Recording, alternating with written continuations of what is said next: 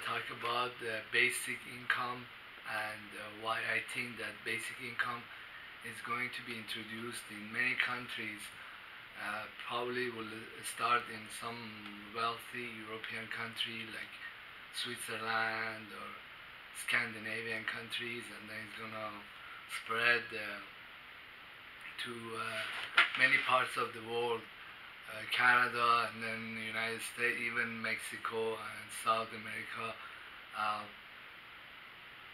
there are very strong reasons to believe so.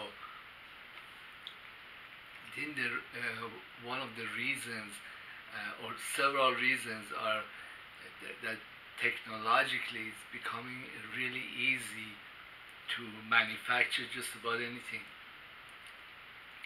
at low cost. While the deflation has been going on for a long time in the agricultural sector. For example, like 100 years ago, a large portion of the population was in the farm trying to grow food and all that, and then a lot of farms consolidated, and now we have like a few machines that come and till entire hectares, and then a few other machines do the tilling, do all this and that, or cut down on the crop when it's ready to be picked up. Uh, so but that's not the only machines that can mass produce very cheaply many different things. Also, there is the AI is coming out, robotics has been around for a long time, and the information system servers, they make many processes extremely cheap and easy. I saw what these technological changes can do, and many analysts, they look at the negative side. Well, I was a cab driver for a long time in Laguna Beach, and I consider myself a good cab driver. I worked a lot of hours. Also had the very best clients, the wealthiest, and also I did sedan and some luxury sedans and all that, limos.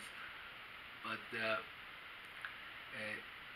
the humans, we are very limited. Okay, for example, even a good cab driver, I would work like Friday. If I got on to work at 4, then there would be some business, and at 8 it would pick up. By 12 and 1, people would be ready to go back to their places, to their homes. I would be working till like 3 a.m. Okay, well, that's a really long shift, like 12 hours, and in that 12 hours, the machine or the car is working like hell. All kinds of stuff is happening to the car. It needs all kinds of things, oil, gas. Anything goes wrong, things can fall apart. For example, there could be a drunk come in and throw up in the car. Then you have to shut down the whole day because you have to go totally clean up the car. You need to have it professionally clean. And also, for example, a cab driver like me, usually like 40, 50 years old, I have diabetes. By the time the 12 o'clock and 1 o'clock and 2 o'clock, 3 roll around, I would be so exhausted. I would be like, I would take all kinds of supplements. I used to take no dose, energy drinks, caffeine pills, anything you can think of. To overcome the limitations of the human body, I have to like deal with just the machine, just the car. But that's not the only thing that the body is under stress. Like all kinds of people come in, and each one of them, they got their own antiques and their own behaviors, and it's like on and on. It's very intense kind of work actually. But when Uber came around and the company had a lot of drivers, things actually got better for many consumers. Well, things didn't get better for me because the business kind of died out, or it became half and then half again. So this is how businesses died, or the cab business basically died in Laguna Beach. Where there are some cabbies that still work there, but so what? That business died. It had a lot of problems. Even the best cabbies struggled to make it work because of limitations of human limitations. And for example, I I'm a very good driver. I drive like a grandma. Okay, so I got one ticket in 2007. That's the last, almost the last ticket. Except I got another fixed ticket. So like all the cops, they all also know me. So no tickets, no nothing fantastic going on with the car or the driving. Everything very sober and very nice, right? But that not all drivers are like that. A lot of cabbies, they do a lot of stupid things in the cab. So what's so bad if cab companies start using driverless cars? Some AI or piece of software was able to do this work. I think not only the consumers would get a cheaper rate and cheaper, better service, not as much interaction, hostile or friendly or criminal with the driver. You know, I don't think that the society has lost how. For example, I was listening to Kaiser report the way he talks, as if like the Uber drivers are not making $8 or less an hour. So what? So who cares? The society, most of the humans, they're winning out. They're getting better service and cheaper rate, and less crime and less violence, and less accidents. Even with Uber that has human drivers, things have gotten far better because Uber uses later model cars. The cars are inspected frequently. The drivers, they get rated. They don't do a lot of stupid things the cab driver used to do. There isn't as much crime, as much drunk or driving or under influence driving as with cabbies. I think that consumers are winning. I mean, I got membership to Uber. I use Uber. It's great. My car broke down and I used Uber to go to work. I had to pay a little bit of money, but it was totally worth it. So what I'm saying, or what another analyst was saying, that basically the young people used to do all the work and then finance the social security and other programs that the older people have to get because they've been working all their lives, but we now need a young person to drive the cart. So we are now sitting in the back of the cart.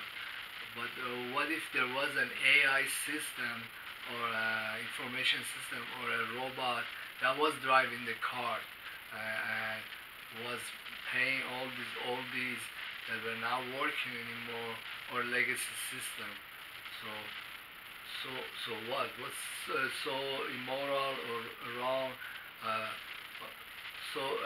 what's why the humans usually like? Well, I've been working for a long time. Why do people think that a person like me, a cab driver or a security guard, why am I the centerpiece of the economic universe? I mean, So what if I became disabled, or I stopped working, or I started just receiving disability, which is the case, but I work a little bit too.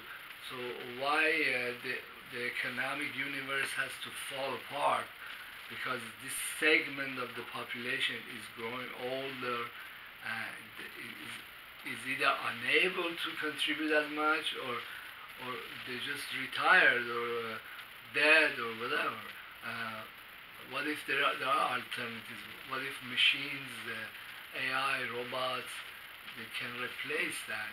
And what if many places the government issued currency, gave it to all these different kinds of people, either gave it to the old people or gave it to the like teenagers and kids, or moms that have kids, or what if a very a small percentage of society actually worked? Like I like working. I think I will continue working for many years to come. But what if the rest of the society said, "Hey, his lifestyle sucks. We don't want to do that. We just want to get some income from pension or social security, or if the government gives basic income, hey, that's great. Or what if this was a nice income already? What if I want to do something else with my life? What if I want to develop my artistic side of my life? I mean, this is exactly what happened with me when I got disability. I also am working a little bit or a lot, doesn't matter. I have disposable income, or extra income too, and then I can develop other talents that I have, that uh, they were sitting dormant for many years. Um, I'm a great psychic, a medium, or a philosopher. I like math. I have IMDb credits. I've been in major film productions. I know quantum physics. Why shouldn't society benefit from that? Or at least I present my work, say, hey, I can do this. Why do we need these legacy systems that or economic processes that make money like that, but then it kind of enslaves a lot of us, or many of us? Well, things are a lot worse in other countries. For example, in Iranian culture, some guy like me, I'll be so significant. He's like Baba, he's the daddy, and he's the one that makes the universe go around, pays the bills, and mommy doesn't have much significance in society. Baba is really. What if things change? Well, what if Maman was the one that had the nice income? She was getting basic income, and also was working and had a lot of talents. And what if she became the centerpiece of the universe, or economic universe, and then people or kids, even Baba can do other things that he likes to do, or I think that there is the reason that there is a life, or a universe, is for the universe to experience itself, or there is another way of putting this, is that the soul is always experiencing itself, but we just become conscious of it when we detach from all this other stuff that's going on. That experience becomes a conscious experience. So that's the whole reason for being here, and experiencing the universe, or that inner universe. These are more valuable, I think, than economic processes, or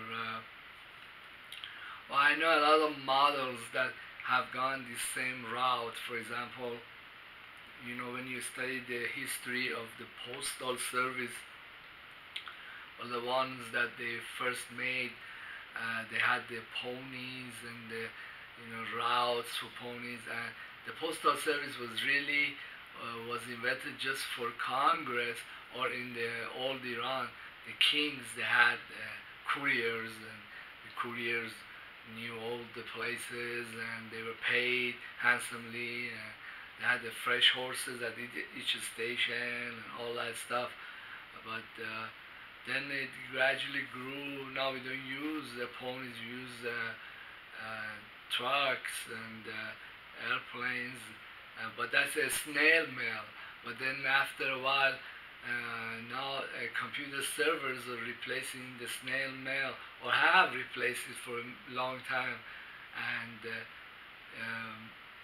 a letter could be simply a few keystrokes, and a send button, and will go very far, or anywhere. And that's not the only mail. I could, well, I did make a video for my sister, and a lot of the stuff very impersonal, so I put it on the video, and I also put it on my video channel, and I think she saw it. So that's the kind of mail, okay, is kind of semi-private, semi-public, because the stuff in it is something that only would make sense to her. But then now with Bitcoin, with PayPal, money can do the same. Money can go from place to place, like email. And each step of this process, there were ponies or trucks, or machinery or airplanes that actually did the work, and you had to pay for all that. But as the technological advancement came around, all these steps were eliminated, and now like the technology is eliminating cab drivers, and also eliminating Uber drivers, human Uber drivers, and replacing them with a piece of software or a GPS that's hooked to the car.